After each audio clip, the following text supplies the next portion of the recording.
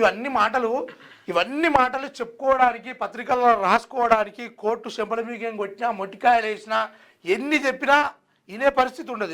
Reality fact చెప్తున్నా, ఇనే పరిస్థితి ఉండదు. ఆడికి పోగానే జర్ర ఎక్కువ మాట్లాడాను అనుకో, ఈయన బండి లోపల వేయరంటాడు. ఏమో ఎక్కువ మాట్లాడుతున్నావు, వీని బండి లోపల వేయరంటాడు. జర్ర ఓడన పుసుకున్నా, ఏం సార్ నేను కట్టుకుంటా అది అంటే, అప్పటిదాకా నువ్వు పోలీస్ స్టేషన్ నడువు అంటాడు. వీని పని ఉంటుంది. ఏం చేయాలి? సప్పుడేగా దేవుడా అంట సచ్చినట్టు. అంటే మ్యాక్సిమం ఎక్కువ పర్సెంట్ మళ్ళీ పెద్దోళ్ళని ముట్టుకోరే. ఇప్పుడు ఆరి car, Benz car, BMW car పోయినాయి అనుకో, వీళ్ళని ఆపే ప్రసక్తి ఉండదు. అప్పుడు కాదు ఉరికి రాంగ్ రూట్లో పోయినా కానీ ఈ పరిస్థితి ఉండదు.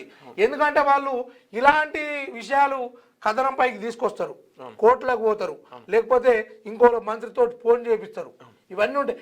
ఇది ఏం కాదు, ఏం నడిచినా ₹1,00,000 లోపున్న బైకుల మీద, 10 లక్షల లోపు ఉన్నటువంటి కారు మీదనే ఇలా పెత్తారం అంతా.